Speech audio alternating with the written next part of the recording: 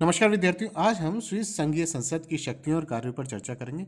Switzerland की जो व्यवस्थापिका है, जो संघीय संसद के रूप में जानी जाती है, और इसके जो दो सदन हैं, प्रतिनिधि सदन और सीनेट, दोनों सदनों के पास समान शक्ति है।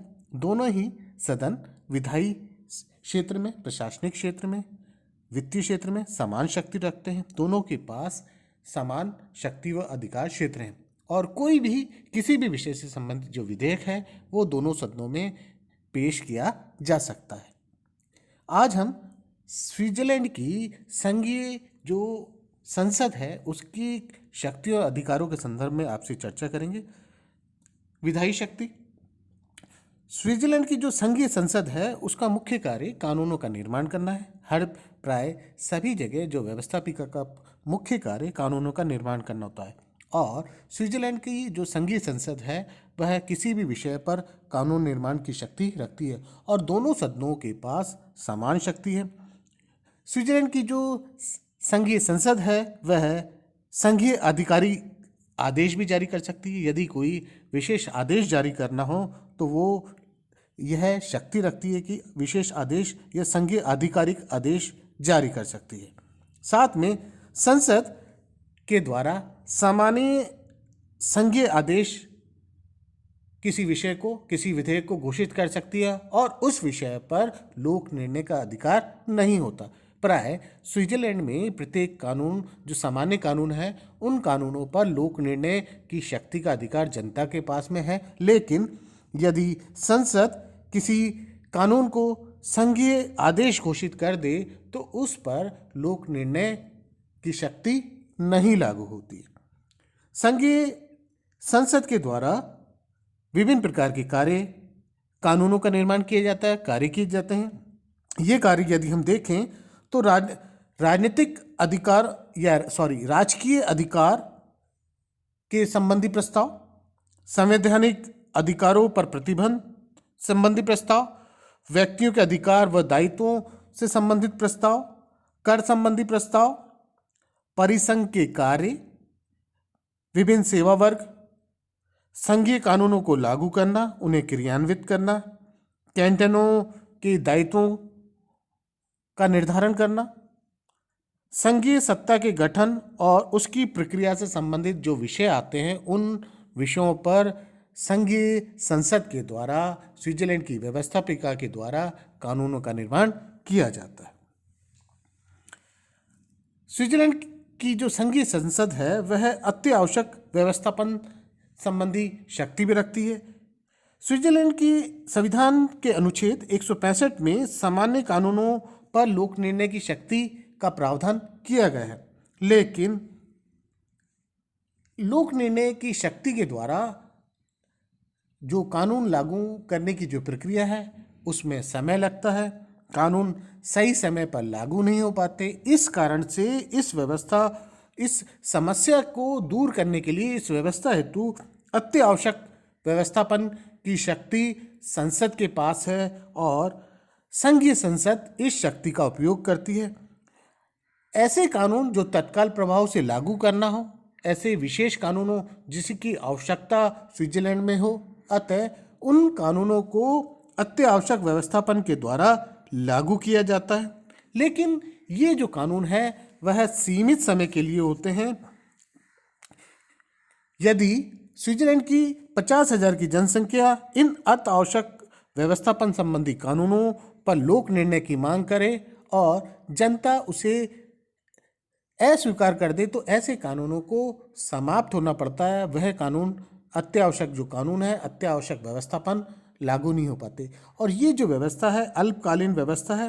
अतः स्विट्जरलैंड में जो विशेष व्यवस्थापन संबंधी कार्य है, अत्यावश्यक संबंधी कार्य है, जिन्हें समय आवश्यकता अनुसार, परिस्थितियों के अनुसार लागू करना पड़ता है, उस आधार पर इस शक्ति का उपयोग किया जाता है। संविधान संशोधन की शक्ति। संघीय संसद संविधान संशोधन की शक्ति का अधिकार भी रखती है। दोनों सदनों में संविधान संशोधन संबंधी प्रस्ताव पारित होने के बाद वह प्रस्ताव लोक निर्णय के लिए जाता है। यदि संविधान संशोधन पूर्ण संशोधन का प्रस्ताव हो तो ऐसे और उसका ऐसे समय में यदि पूर्ण संशोधन का प्रस्ताव हो और उस संसद में उस प्रस्ताव पर विचारार्थ हो, उस पर विचार किया जा रहा हो, तो संघीय संसद को भंग होना पड़ता है और नवीन संसद का निर्वाचन होता है। संविधान संशोधन की जो शक्ति है, उस शक्ति पर लोक निर्णय व आरंभक का पूर्ण नियंत्रण होता है। संविधान संशोधन का जब भी कार्य किया जाता है, उस शक्ति पर, संसद की इस शक्ति पर लोक निर्णय व आरंभक की शक्ति का भी उपयोग किया जाता है। और ये जो शक्ति है, लोक निर्णय की शक्ति और आरंभक, वह संसद की संविधान संशोधन की शक्ति पर नियंत्रण रखने का कार्य करती है। निर्वाचन संबंधी कार्य। संघीय संसद को कुछ महत्वपूर्ण सदस्यों की नियुक्ति करने की शक्ति भी प्राप्त है। वह निर्वाचन के द्वारा इस शक्ति का उपयोग करती, निर्वाचन के द्वारा इन सदस्यों की नियुक्ति करती है। संघीय न्यायालय के सदस्यों की नियुक्ति संघीय संसद के द्वारा होती है। इसके अलावा संघ के चांसलर की नियुक्ति संघीय संसद के द्वारा होती है।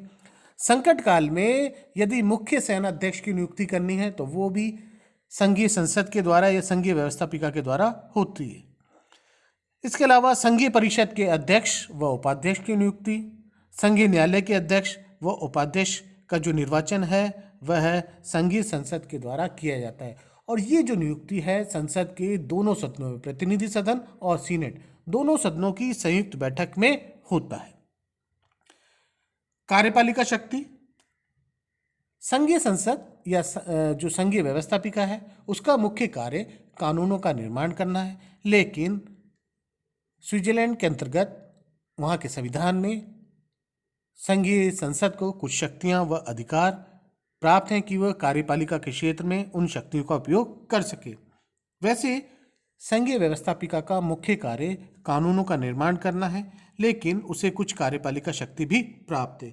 विदेश नीति के संदर्भ में यदि हम देखें तो स्विट्जरलैंड के अंदर जो विदेश नीति का संचालन किया जाता है और विदेश नीति के संचालन में विभिन्न प्रकार की संधियां, समझौते करने पड़ते हैं, और ये संधि व समझौते की जो स्वीकृति है संघीय संसद के द्वारा लेनी पड़ती है। संघीय संसद संधि समझौतों पर अपनी स्वीकृति प्रदान करती है, तभी ये संधि व समझौते लागू होते हैं। इसके अलावा संघीय शासन, संघीय प्रशासन, संघीय न्यायालय तथा अन्य अंगों की जिनके द्वारा संघीय व्यवस्था संबंधी कार्य किए जा रहे हैं उनका निरीक्षण करना, उनकी जांच करना, कार्यपालिका की क्षेत्रीय संबंधी शक्तियों का उपयोग जो संघीय व्यवस्थापिका के द्वारा या संघीय संसद के द्वारा किया जाता है। वित्तीय शक्ति। स्विट्जरलैंड के अंतर्गत संघीय संसद वित्तीय शक्ति भी रखती है। बजट संबंधी जो समस्त कार्य है वह संघीय संसद के द्वारा किया जाता है और संघीय संसद बजट पारित करती है, बजट स्वीकृत करती है, और संघीय संसद की बजट स्वीकृति संबंधी शक्ति पर लोक निर्णय की शक्ति लागू नहीं होती।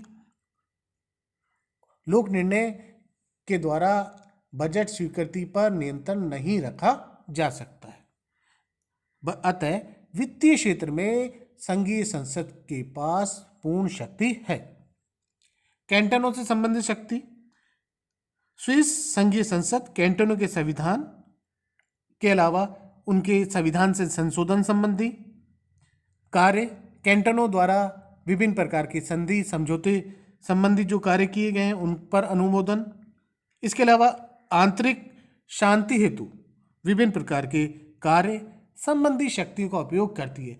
यदि कैंटन में के संविधान में कोई संशोधन हो तो वो संघीय संसद के द्वारा किया जाता है। कैंटनों के द्वारा विभिन्न संधियां, समझौते जो किए जाते हैं उनमें उनका जो अनुमोदन करना है वह संघीय संसद के द्वारा किया जाता है। इसके अलावा स्विट्जरलैंड में यदि आंतरिक व्यवस्था, आंतरिक शांति व्यवस्था के अंतर्गत यदि कोई दिक्कत हो, कोई समस्या हो, आंतरिक शांति को खतरा उत्पन्न हो तो ऐसे समय में स्विस संघीय संसद के द्वारा कार्य किए जाते हैं।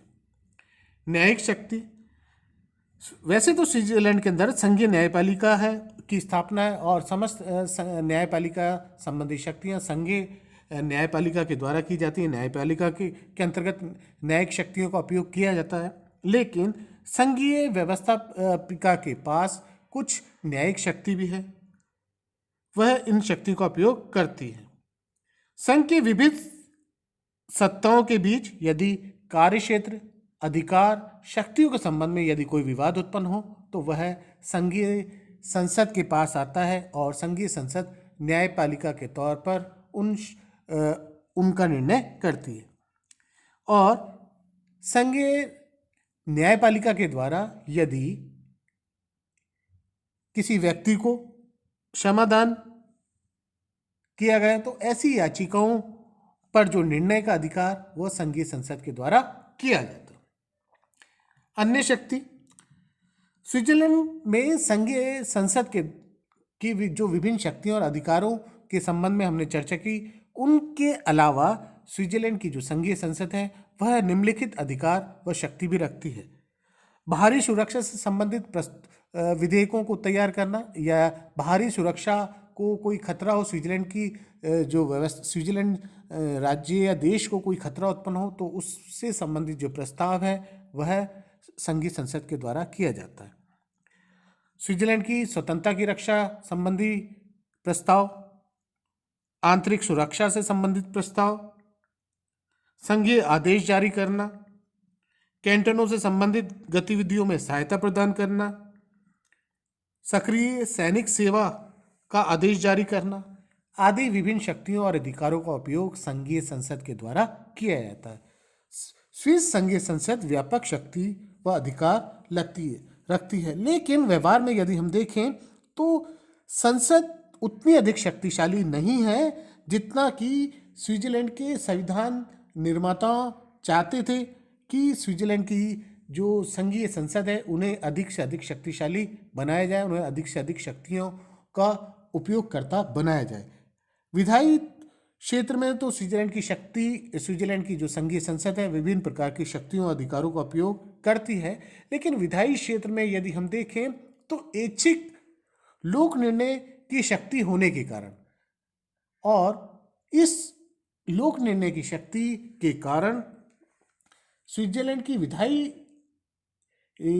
जो व्यवस्था है उस व्यवस्थापन के आधार पर यदि हम देखें तो स्विट्जरलैंड की जो संघीय संसद है उसकी शक्ति सीमित हो जाती है।